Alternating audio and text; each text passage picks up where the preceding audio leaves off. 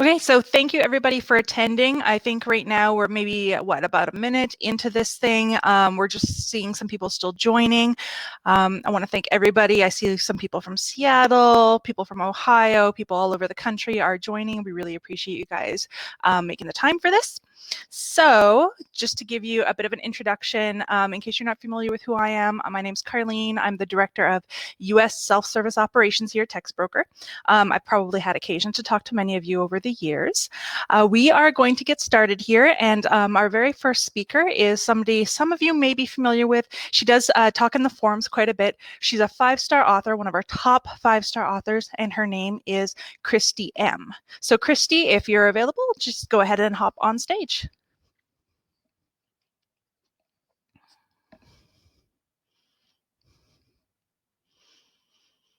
Just give us a minute, guys.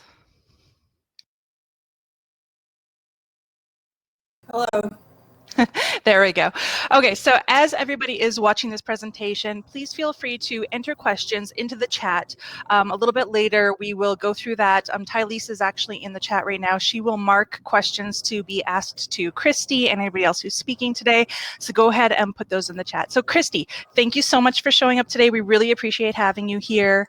Why don't we start with just a little introduction about who you are and how you got started in freelance writing? Okay, well, I've always enjoyed writing. I've been writing my whole life since childhood. I wrote all the way throughout school, through undergraduate school, through graduate programs. However, my primary focus in the past was on academic writing and some fiction, neither of which really translate well into freelance content writing. But I thought about trying to make a living writing while I was working my last job. I was working between 80 and 90 hours a week.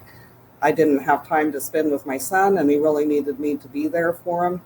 So I started researching online about how I might be able to make a living writing. And I found a few avenues, including Textbroker. I signed up to the platform in 2014. I've been writing content now for a little more than 7 years. Initially, I trying to branch out from academic writing into content writing was a steep learning curve because I had to learn AP style, and in the past I always used APA or MLA. But once I figured that out, it's been pretty straightforward. Yeah, absolutely. And you've only been with us since 2014. We opened in 2010 in the US. And I don't know if you even know this, but you're actually been consistently one of our top earning authors as well. And I think one of the more interesting things about you specifically is the majority of your orders, almost 90%, or maybe even a little over 90%, are actually from direct orders. So maybe you can tell us a little bit about why you think direct orders are so critical to you and your success. Oh, direct orders form the bulk of my work. They allow me to set my own rate of pay. I can set my direct order rate, which I have quite a bit higher than the open order rates, even for 5-star authors. If you write a lot of direct orders, then they can lead to ongoing orders from the same client. As long as you build strong relationships with the clients, then they will come back. And direct orders, if you can build a steady clientele of direct order clients, that can result in a steady base of pay. So then, if you need to, you can supplement your steady base pay with team orders or open orders from there. Yeah, absolutely. That makes a lot of sense. So what advice would you give to authors for increasing their direct order work? Say maybe a newer author who doesn't have a lot of experience on the platform, who's maybe just tuning into this conference for the first time, hearing about how important direct orders are. What would you tell them? The first thing that any author should do is make sure that their author profile is filled out as completely as possible.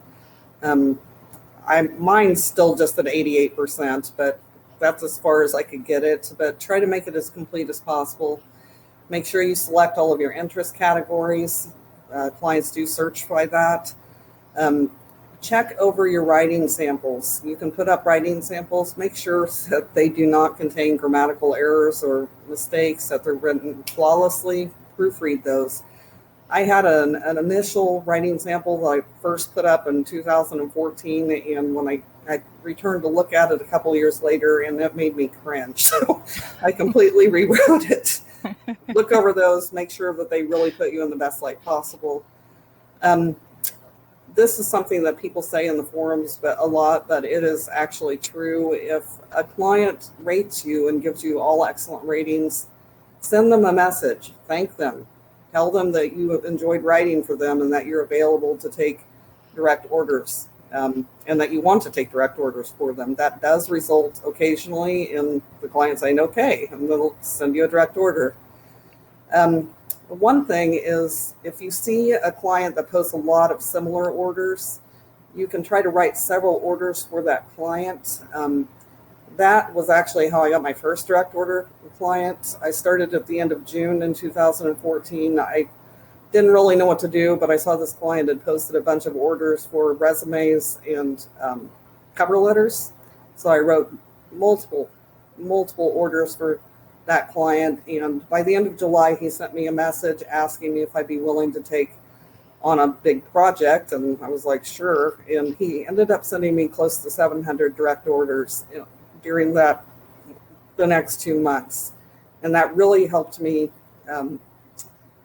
first feel more comfortable with content writing, and also feel more comfortable with reaching out to potential clients to ask for direct orders.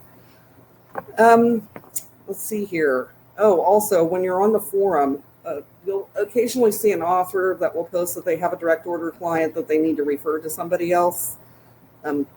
Put your name in. I've done that. I have two of my longest direct order clients. One's been with me for 6 years, one for 5 years. Both of them I got in that way. They were other authors saying, I need to refer this person to somebody else. So you would recommend that authors spend a little time in the forums, yes, building up a little bit of a profile, and also keeping an eye out for client referrals. Yes, exactly. Okay. And then develop a niche. If you don't already have one, develop one and try to write within it. I know a lot of people like to branch out a lot. I guess maybe I'm not that, I don't know, spontaneous. I primarily write legal and finance articles with some occasional psychology articles and some medicine articles.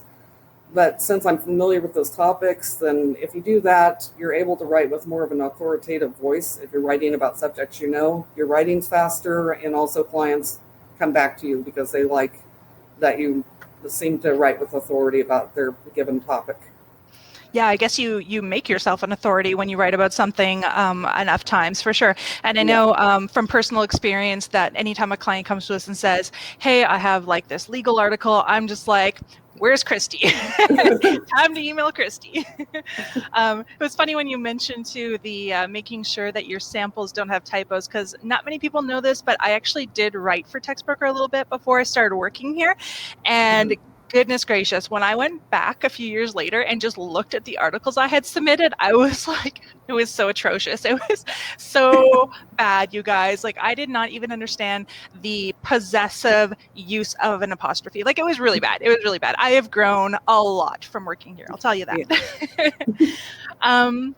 So how critical would you say that building relationships with clients really is to the success that you have on our site? I think that is probably one of the absolutely most important components of building success as a freelance author. When people like working with you because you've developed relationships with them, they remember and they come back and ask you to write more for them. So I view that as a primary responsibility of my job. Yeah, absolutely. Makes sense. And what advice would you give to authors on how to build those successful relationships? Well, you have to realize that when you're sitting in front of a screen, it might seem like you're just talking to a techno bot or something, but that's a real live person on the other side of that screen. Anytime you're communicating with anyone, you're talking to a real person. That person has their ups and downs, their emotions, their interests, their likes, their dislikes, and people enjoy being treated well. So it's absolutely important to be professional and courteous in every communication that you have. with both clients and with staff. Because if you're not professional and courteous, then people are not really going to want to work with you. Right. That's not what you want them to remember about you, for sure. Exactly. Also, we're writers, so your messages that you send, they should be flawless. Proofread them thoroughly. Don't send a message with typos. Or misspellings. If you need to, run them through a grammar checker before you send them. But sending flawless messages, that also helps clients to feel more confident that you actually can write. And then one thing that I've done is that when you start working with a client for a while, the client might start signing their messages back to you with their first name. I always write that down, and that way I remember it. And so then if I have to send that client a message, I'm like, hi, Gabby, or hi, Steve, or hi, Robert, blah, blah, blah. People like to be remembered. They like to be known for who they are. And by just noting stuff like that down and remembering, I think that helps. Also, remembering small details about clients also helps. Like, for instance, I have one direct order client that in April 1st, she asked me if I could write some extra orders that month because she was going to be gone on maternity leave in May. And I congratulated her, on her baby. And then when she came back in June, after her maternity leave was over, the first message I sent her after she sent me a direct order was like, hey, you're back. Congratulations. How's your baby? And just doing those things, recognizing people for their humanity, I think is important. Then also don't be afraid to ask for clarification. Some briefs are really atrocious. If you don't understand something, just send a quick message. Some clients won't respond to that. Usually when I ask for clarification, I will say, I think this is what you mean. Correct me if I'm wrong, but otherwise, if I don't hear from you by X time, I'm going to have to start writing this article. And I've never had that be a problem. And normally I get messages thanking me for taking the time to ask them. And then finally, this probably just pertains to law firm clients or legal clients, but from my experience, attorneys do not like misspelled words on their websites at all. And so if you see that a law firm client has sent a request with misspelled keywords, I usually assume that that's an error. I mean, like a typo. I will send a quick message saying, hey, there's a typo in this keyword. I usually don't say, hey, you misspelled keywords, because I want them to be able to, oh yeah, I just had a typo or something. But I just send a quick message, tell them I'm going to type them in the misspelled way at the bottom of the article, the minimum number of times, and use the correct spelling in the body of the article, and to let me know if that's not what they want. I've never had a law firm client, at least, tell me, no, I want it spelled incorrectly. So that's pretty much all I can come up with. Yeah, for sure. Very good points. Another thing I was just thinking about is, because the theme of this particular conference is developing relationships, how important is it for you in terms of setting expectations with your clients? So that could be in reference to deadlines, your availability, the workload you can take on, or maybe it even has to do with what you're willing to do via revision requests or even the price per word. How important is that for you? And also, how do you go about doing that in a way to ensure that you're, creating a positive relationship and not maybe offending somebody? Or how do you do that with a little tact? Well, okay, so there's a few things built in there. As far as letting my clients know my availability, since I work with a group of direct order clients, they pretty much already know what my availability is. Occasionally, I will have a situation where I need to ask a client for additional time or to extend a deadline. And I'll just send a message to that client and say, hey, this is what's going on. This is when I can have it written by. Is there any way you can please extend this deadline? I apologize. And I've never had that be a problem. I think it's all in how you frame things, really. Then as far as rates, I mean, I just set my rate, and my new clients pay that rate. For older clients, I know some people raise their rates on all clients. For old clients, though, I look at it as giving them a loyalty discount. So my oldest clients are still paying the direct order rate I had when I was a 4-star author. Wow. And that's just a thank you for them staying with me for 6-7 years, Right. Absolutely. But all the clients I've had in the past 3 or 4 years all pay my current rate, which is quite a bit higher. I've had clients that have asked me if I'll come down in my rate. Normally, I just say, I'm sorry, but this is what my rate is. It's based on this, and this, my background, my experience as a writer. And most of them will agree to pay that. Occasionally, I will, depending on the subject matter. If it's not something that's going to take a lot of research, I'll agree to lower it very slightly, but not very much. Okay. So, yeah. Have you ever had to discuss maybe like an additional fee for doing additional research, maybe something outside of your price per word? And how did you go about that? Yeah. The client I was talking about, the one that was on maternity leave this spring, she initially sent me the first direct order was probably last fall. I don't remember exactly when, but she sent me an order and she just wanted me to look over it and revise it. It was something that another author, hopefully not on this site, had written. And, so I wasn't going to charge her too much for just editing, basically. But then when I read through it and I ran it through Copyscape, the author that had written it for her had plagiarized large sections of the article, just directly lifted it from different sites. And so I sent her a message and I was like, I'm not going to be able to do this like we discussed. This article needs to be entirely rewritten and researched because large chunks of it are plagiarized. And I told her the pages where the information came from.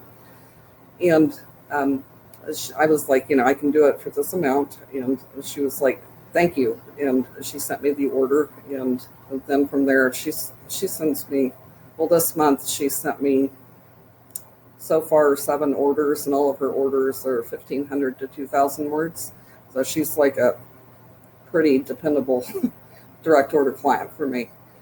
But yeah, it sounds like honesty was actually to your benefit there, for sure. Well, yeah. I also I apologized to her. I was like, I'm sorry that you found somebody who was willing to plagiarize. Right, right. Such an uncomfortable situation that you're able to turn around into a positive. So I think that's really good, for sure. Did you have any additional maybe feedback or tips for any authors who are newer to Textbroker, or even experienced authors for that matter? And for new authors, just get in there and start writing.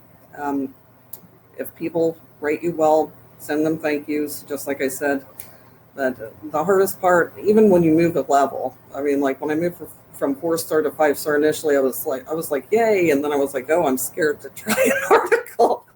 Now you don't want to write. Yeah. Like, what if I mess up? Just do your best and always treat other people with kindness, I guess would be what I would say. Yes, that is definitely a golden rule for everywhere, for in life, really, generally speaking. So thank you so much, Christy. We really appreciated having here. If you'll just stick around, we'll do a Q&A at the end of the next session so that any authors who have dropped in questions can have those asked and answered. Okay? Oh, okay, thanks. Thank you, Christy. Okay, so next up we have Tammy. If you joined the last conference, you would have already met her. Tammy Reed is the manager of our quality and community. So she is in charge of basically all the editors who are giving you the ratings, and also a large part of gathering together teams of authors for our managed services. So Tammy, whenever you can jump on stage, please do.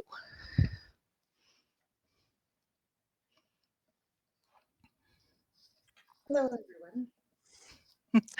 I'm glad to be here, and I'm hoping I'm liking everything so far. Thank you, Tammy. So I guess the first question we'll start here with are, what are the key factors in developing successful relationships when it comes to the managed services team? With managed services, there's really two items. The first one being communication, whether that's communicating to us or from us, but keeping that constant communication. Basically, we remember that we work with the client, and the client usually has some very specific requests, and mainly being that we have to have um, most of our orders back in 5 days. And so think about that when you are working with managed client, that we need things back in 5 days. And so there are times that we will need somebody to write something a little more quickly. And when you are able to take on that order, whether we've asked you directly or we have sent you, a team message. So usually it's the first come, first serve. So if you respond quickly, you will be given that opportunity. Also, when you do say you are going to give an order or that you will get the order to us on time, making sure that you're reliable, which is number 2 on the list, to make sure that if you communicate that, yes, I can get this to you by tomorrow morning, that you are getting that to us by the next morning. Because a lot of the time we've been communicating to the client that we will be getting that. Now, we do understand that things happen and that, some things come up. We know we're all human. That's fine. But also that goes back to the communication piece. If there's a reason that you cannot get us something, or you need a little more time, you need to research something a little more, or kind of what Christy said, when you've moved up in your levels, you want to double, triple, quadruple check your work to make sure that everything looks great. We will give you that extra. It's just we need that communication so we know, what to communicate to the clients. Also, with managed clients, we go through an editorial process as well. So when we say that we'll need it, in a couple of hours, because we still need to have it go through editorial as well before we can send it to the client. So again, just kind of knowing those expectations of, why we need things so quickly. I know I've seen that in the forums, why is the quick turnaround? Also, to communicate well with you, one of the things we, will do, and I know people have said this to me directly, they've sent me messages asking, well, I don't want to do anything on short notice, or I don't want to take that risk of me making a mistake to, get it to you by your deadline, because I don't want to be demoted, or I don't want to get that warning. I can't tell you how many times that has come up, and I tell over and over again, you will not be. We take that into consideration. You are helping us out, especially if it's a short-term turnaround. We ask you to get it to us in a couple of hours because we need something. We take that into consideration. So please, please make sure that, when we're asking you to do something, you're just getting it back on time and communicating with us. Yeah, those are very good points. What would you say the biggest benefit is for authors to have that sort of level of communication with you and developing these relationships with you guys? The biggest one is you'll get more work. That's bottom line. And whether that means being added to other teams, which either write on a subject maybe you are feeling very comfortable out. We also have it where people have said, I want to try something a little new, or I want to, just try to branch out a little bit more. There's other teams we can put you on, which in turn gives you to, some other opportunities.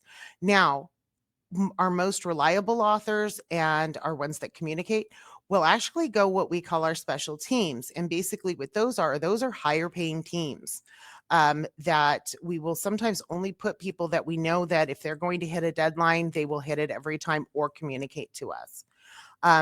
What is kind of newer to managed client, we've done it before, but we seem to be doing this a lot more. This also can lead to direct orders for you.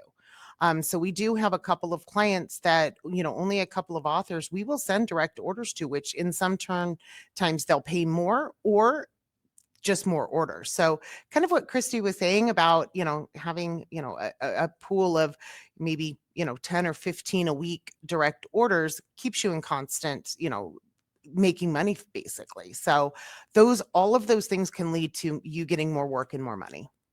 So it sounds like developing a relationship with you guys is really critical for maybe an author who wants to make this into a full-time career and really make consistent money.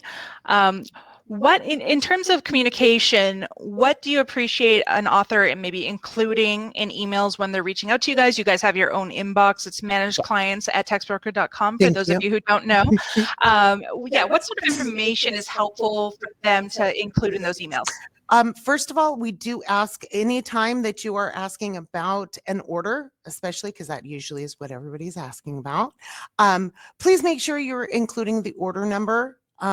If you're not sure the order, at least the client number. It just helps us to dive down a little deeper and to answer your questions more quickly. So again, we want to make sure that we are answering you just as quickly as we're asking you to answer us. So there is a couple of ways you can communicate. Yes, thank you, Carlene, for mentioning that. I was going to mention that quite a few times on this. But yes, you can always send to managed clients. The other option you do have is on every one of managed client instructions at the very bottom.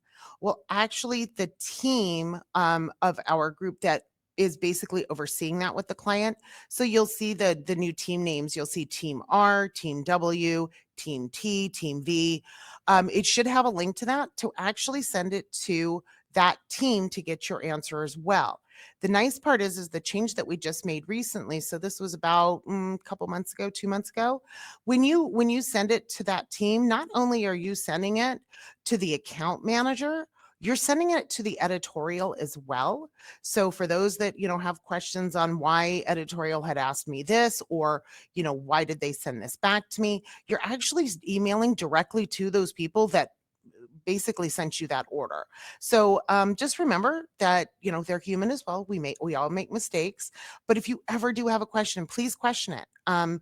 Because sometimes it's as simple as, we didn't see something, or maybe you didn't. So no one's ever wrong and no one's ever 100% correct. So again, any questions that you have, please ask it. And that's another part of the communication. If you're not following, you're not understanding the instructions on a revision, please send it to us. We will be more than happy to answer those.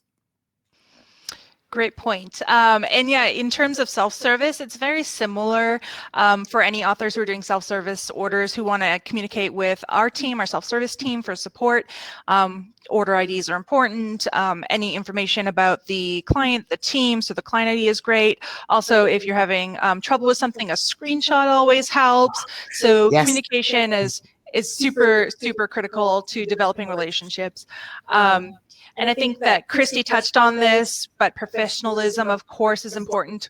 We're all humans, we're all people, we all have feelings, and I think it's important that we all share respect. And I think, too, that Textbroker has really tried to be inclusive and ensure that we're all working in a safe and, positive work environment. So there should be no harassment, there's no slander, none of that's permitted. If you're ever in a situation where you feel like a client is being unprofessional, you can reach out to Tammy, you can reach out to myself, Tylese as well, and we are going to look into that situation and resolve it with the client as well to make sure that they know that that's not permitted. So I hope you guys all know that and are aware of it and feel that because obviously we appreciate you guys and we want you guys to be happy as well. Okay.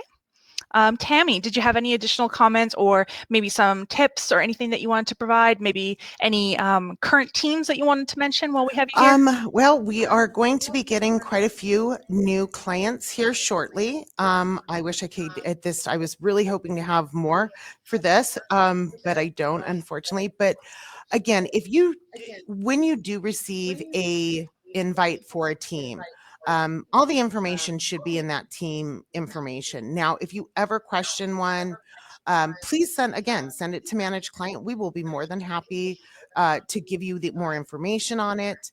Also, if there's ever a team or a topic that you quite haven't found, or maybe you'd like to reach out more, please send it to us. We will be more than happy to match you with the topics that you are interested in. That is one thing we've learned over the last, that definitely I have in the last year, is that, when you're happy writing on subjects that you like or you're, well versed in, you actually write more and are happier when you're writing it. So we really are doing our best to make sure that we're matching those. Also, remember that the big one with managed client is that these are a lot different in the sense of self-service, that yes, they may not be accepted right away.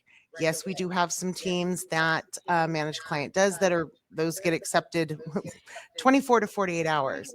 With managed teams, especially with our pilot orders, remember that those, the client does have to look over those. They can go up to 7 to 14 days. If you ever have a order that you're not sure of, like if it's going to be accepted or where it is, please again make sure you're sending it to us exactly what Carlene said. Make sure you're including the team name, the order number, the client, anything information you could give us. That'll just speed up the answer to you. So that's a big thing to remember with managed client, is these can take a little bit longer, but once those teams start really starting to roll and that client is, we know what the client wants and we're providing that form, those orders will get accepted a lot faster. Very good points. So going back to communication again, obviously very important when developing relationships, successful relationships with anybody, whether it be the client, whether it be another author in the forums, or whether it be our managed clients team or self-service team. Communication, so key. So now we're going to go to our Q&A session. So if Christy, if you want to jump back on stage so we can involve you as well.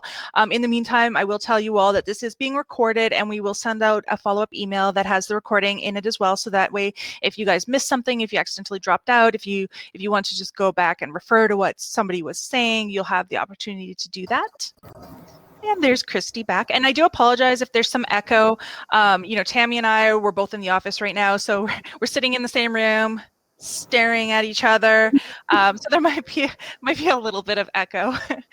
Okay, so one person had asked if there are remote jobs available with Textbroker outside of writing. I can answer that. Yes, there are. If you're interested in another remote position, please just email into clients@textbroker.com. That's totally fine. We'll forward it to the appropriate person. There is some posting work that you can do.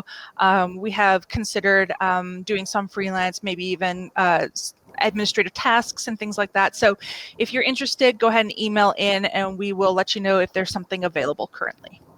Okay, and looking here. For Tammy, is managed services the same as teams? Can you clarify that a little bit?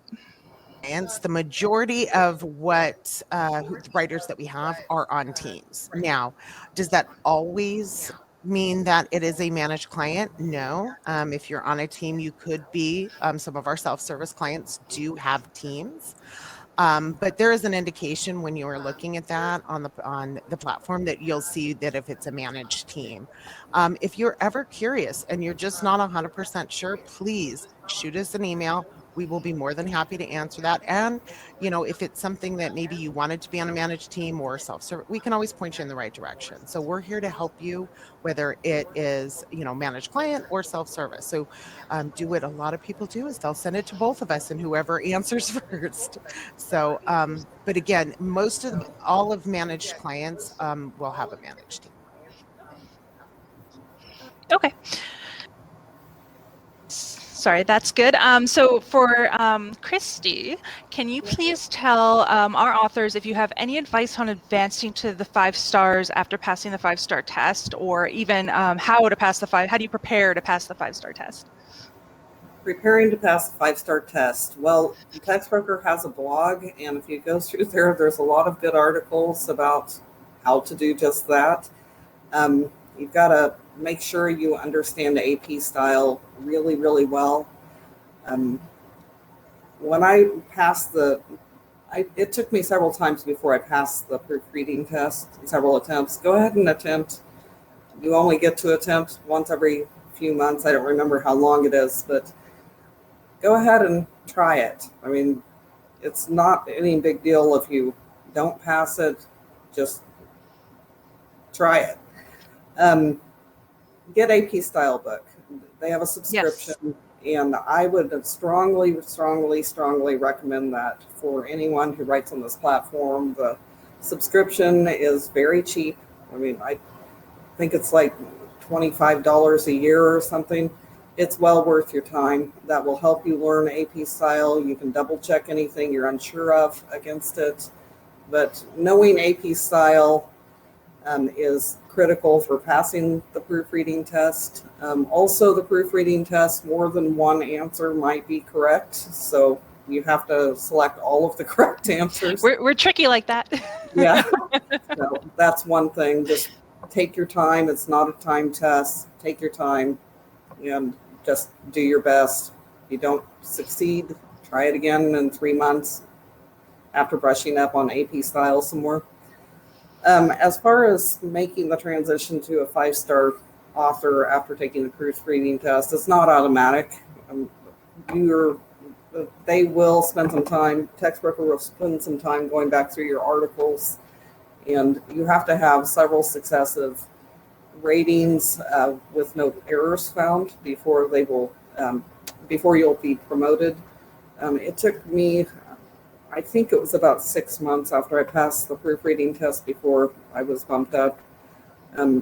If I remember right, they pulled an article the first time they checked.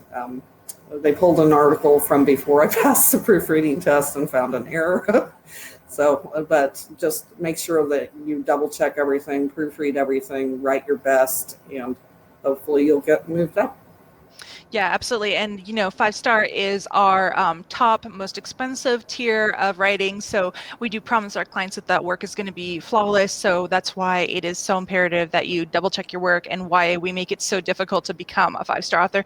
And Christy, you have just done a great job maintaining that for a great many years at this point, which obviously we really appreciate. I think we had another question for you here. Have you had many difficult direct order clients? I had one. Just one? That's impressive. Yeah.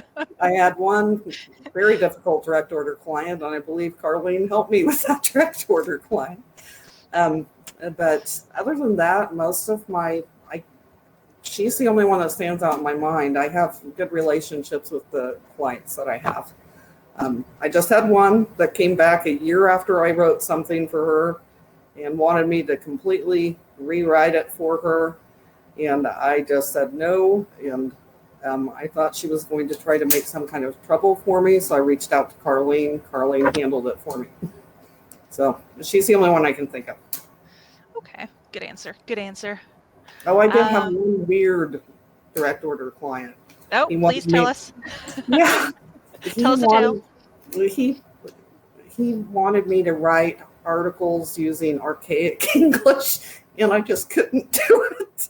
But I mean, I'd write articles for him. He would send me back a revision request that would have words in it like forsooth that he had added. I didn't, I explained to him that, I appreciate your command of the English language, but Textbroker is going to knock me down if I actually write the way you want me to write. So hilarious. My orders. He was the most comical client I've ever had. That's funny. One of the authors wanted to know if you could share, well, there's two different questions, but I'll just bundle them in. But if you would be willing to share an estimate of what your monthly or weekly income is from Textbroker, and also how much work you're having to do, like by hour. How many hours of work do you do per week or month? And that's totally optional if you want to share that info. I usually work about 30 to 40 hours a week. Okay, so full time, basically. Yeah. Okay. And from Textbroker, my average earnings are anywhere from about $1,200 to up to $2,500 a week. Before taxes, people. Don't forget to do your taxes. And it really just depends on my clients, which clients are sending me orders at a particular time. Like I have some really lucrative clients that only send orders, it seems like in June of each year. So I'm always happy when they show back up around. But my basic clients that send me orders every week, anywhere from $1,200 to $2,500. Absolutely. That sounds pretty good to me. Maybe I should quit my day job. So there was a question about somebody wanted to know what exactly should go in the title bar, and they said they get mixed messages from the editors. Tammy, maybe you could adjust that a little bit if there's confusion about what to put in the title bar. Is that what I'm thinking that it means? Yeah, like the main line of the order when they're submitting it. You know, be whatever the title is, or in the managed client order, unless in the instructions. So again, reading instructions with managed clients, so important, unless the instructions specify something else. So I can't give you a very across the board, but again, looking at that, two places. So if there's nothing in the instructions that say, please make this the title, you would just use the one that was on the order. I think you just cut out just a smidge. I think you just cut out just a smidge. I don't know if that was for everybody, but Tammy said just if you're not sure to just go ahead and use the title that is already on the order. So another question for you, Tammy, was will there be new topics specifically on coaching, beauty products, or self-development coming in the near future? If anytime there is new any new clients that come on, we of course are making teams. So one thing that can really help to make sure you're getting on those teams is updating your profiles. We use your profiles a lot, what we call tagging, and we basically tag you for your interests. So yes, if we talk about Christy, she's got law is one of her definite ones. We also have her as a specialty for law. So anytime there is a client that needs that, those people are the first ones we're going to reach out to. So making sure you're updating your profile. If you have not done that, please go in and do it. Also, I just want to make sure that I specify this because this always comes up. No, you will never, in some cases, you will never make your profile 100%. That will happen. So do not stress it. For those perfectionists out there that want 100%, it may not happen. It's okay. But making sure you do the interests, send them to manage client. I will make sure that I put that email address again in the chat. And that way we can make sure that we do have you tagged, have you tagged properly. So when those opportunities come, you'll be the first to be selected. That's great. And there was a question from Alicia, and I apologize, Alicia, I'm not sure that I completely understand it, but I'm going to read it word for word. Is there a way the company would consider raising the revision rate on the word count bonuses? So often I turn down a revision request when I think it would work out. The client's work gets delayed because someone has to start over, but we can't risk losing our bonus. I think maybe you're talking about the TBTY.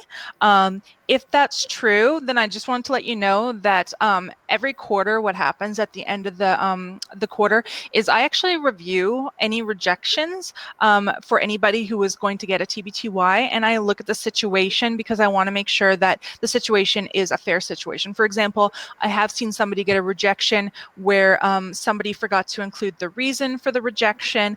I didn't really think that was fair, so I did not exclude them from the TBTY that quarter. So that's just an example. If that's not what you're talking about, if you're not talking about TBTY, please email in and let us know so we can address it a little bit in more detail. And then Tammy, this is a question for you. It has more to do with quality than it does with maybe managed services, but how can I get reviewed to move from 3-star to 4-star? Those over. Now, Christy said it earlier, there's times where, when the editor, when those quality assurance editors go in, they may pull an order that was before you kind of honed your skill, or they're, again, like we said before, they are human, so they'll make that mistake. And if we do, we will be more than happy to look over it. But you just got to notify us and we will be more than happy to. But we just had one this morning that somebody asked that exact same question. So my team has already looked over it. And by the way, that person did get promoted, by the way. So it does work. So go ahead and definitely send it over.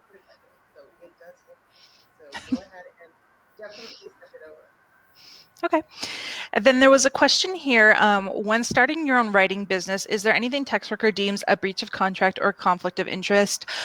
So the main thing is that if you meet a client on our website, you cannot take that client off our website. So you can't exchange contact information or, offer to do work for them outside of Textbroker. That's the biggest taboo for our website. Obviously, we spend a lot of time investing money and energy into recruiting clients, and also, the opposite of that, recruiting authors. So we don't allow that. Now, if you have an outside relationship with somebody, like maybe you already have an existing client that you've been working because maybe you found them on Craigslist, who knows, I don't know, whatever reason, you are welcome to bring them to our website. And then if you're communicating with them offsite, that's totally fine. We would just ask that you let us know ahead of time so we can notate the client account and also your account that there's an established relationship.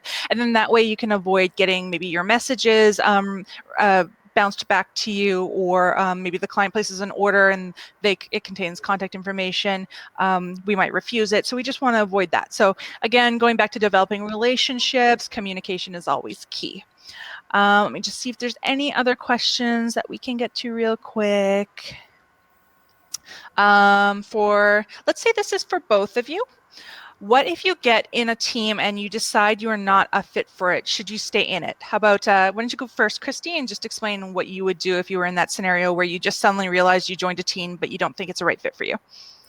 Well, I would probably just let the manager know that, I'm sorry, but this isn't going to work, and go ahead and leave the team. We understand that that's a good answer. And Tammy, what would you say? It just doesn't work for you, and that's fine. We want you to be happy. We want you to, when you're looking at a team and seeing, your opportunities, not going, oh, it's that one again. Please make sure to get off of it. Also, we are, we definitely have been making sure that we're cleaning up teams. Some of you have probably seen, I've had quite a few emails that, why have my teams dropped from, I had 30. Well, we've been through and cleaning up the teams. So if they're not teams that are active anymore, we are cleaning them up. Also, you'll see a lot of the times the changes on the wording of it. If you do not complete an order with a team, you will be removed from the team. So two things: you can either communicate to us, which is always the best one, but you will also be removed eventually if you haven't completed an order.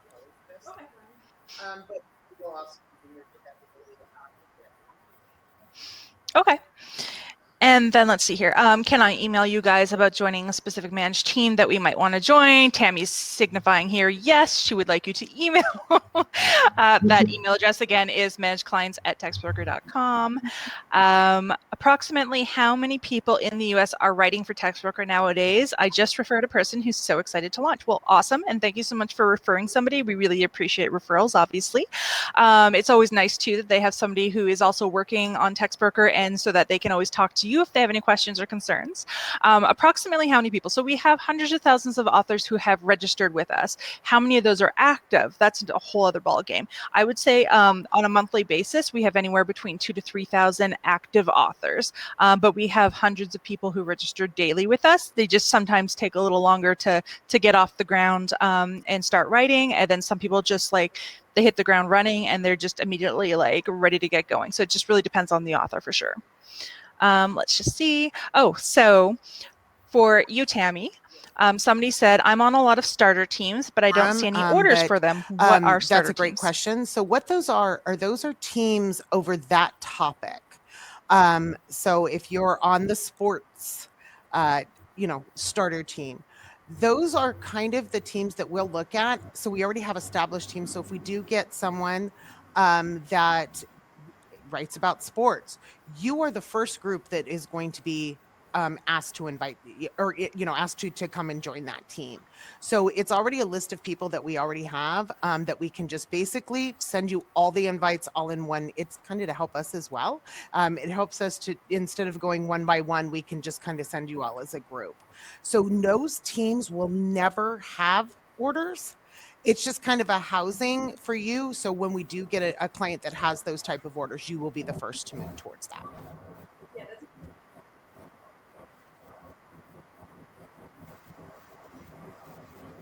Yeah, that's a great point. So people don't know this because obviously you don't work here, but like in our office, but we used to have to individually invite authors to teams. And over the last couple of years, we had it implemented so that we can now copy a team to a new team.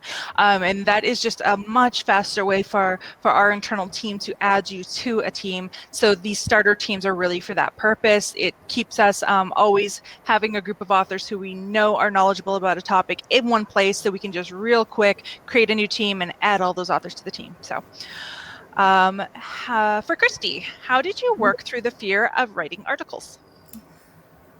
When I first started, I just picked a short article that didn't have any HTML requirements, didn't really require any research, and wrote it.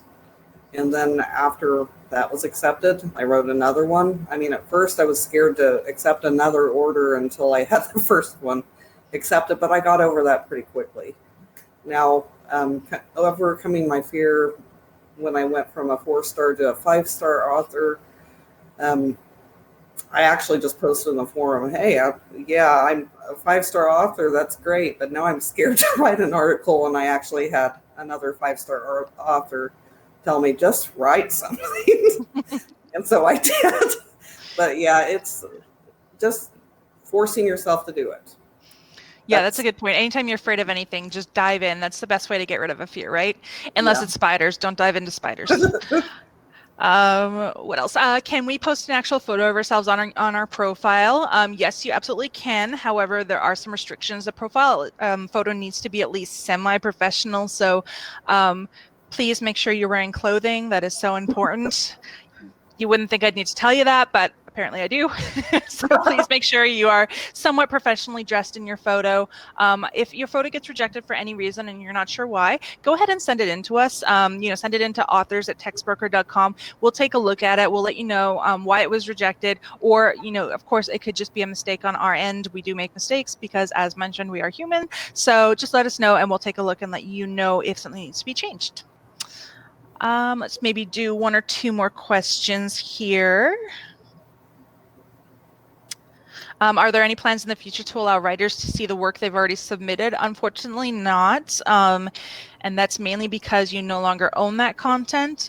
I don't know what the purpose is for you to want to keep a copy of that content, but if you needed to for some reason, obviously you can work in a Word document offsite, and we actually encourage you to do that because there's always a chance that you could lose your work on our site if there's some sort of system glitch. So we say, hey, open a Word doc, work out of that, and then just copy and paste it into our system. The only thing I will just say is remember that work does not belong to you. Once the client has paid for it, you cannot publish that. You cannot use it as a sample on your profile. It completely belongs to the person who's paid for it. So if there's any other situation maybe that you're thinking about and you wanted to know what you could use it for or had any other questions, just go ahead and email in and we'll try to clarify that for you. And then for Tammy, yes and I would no. like to write for a 4-star team, but I'm a 3-star author. I've been a 4-star author in the past. Is this a are strict rule? 4-star and higher. Now, with that said, we do have a couple of clients that have said yes to having some 3-star authors that basically kind of go through a strict vetting process. Now, if you ever have a question or you want to be added to those, please, again, send it to the managed client. We will be more than happy to send you invites to those. But just remember that, you will go through a vetting process. So you'll be looked at, your orders will be looked at, every single one, to make sure that the client is happy. If the client is happy, you will remain on that team as if you were a 4-star author. So again, we do give that opportunity. And so send us an email if you want to, see more of those.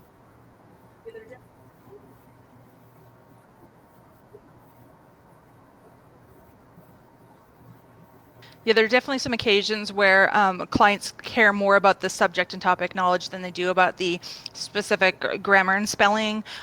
Spelling, use grammar check, please, or spell check, please. But definitely there are going to be occasions where even 2-star authors might get opportunities to be on certain teams depending on what the nature of that team is. So always keep that in mind and, continue to work on improving yourself as well, because the pay is so much higher when you're on teams, especially when you're working with managed clients, or if you can wrangle in those direct order clients like Christy M has. So just a quick reminder, I think we're pretty much wrapping up here, but just a quick reminder that we do have a forums on our platform, and we do want you guys to take full advantage of that. You can find Christy M in there. She does frequent them from time to time. You can post questions to other authors. My staff goes through sometimes and reads the questions and answers them as well. So it's another really great way for you guys to get more information and keep communicating with everybody. And then a quick word from our sponsors. So Textbroker wanted me to mention that we do have 2 new podcasts now, Game Changers and Counterpunch. So if you're interested in learning more about content marketing, this is a really great way for you to do so. You'll want to subscribe to the Philip Thune YouTube channel, and I will include links in the follow-up email that we'll be sending out, and you can also check out our social media channels. You'll find the information there as well. One last thing before we go, I wanted to show you guys this. So I mentioned too that we are going to give away a prize for attending this conference, and I wanted to give you a quick little look-see. So for anybody who attended and who also fills out our survey afterwards, we are going to, can you see it? We are going to give out this super cute library card tote bag.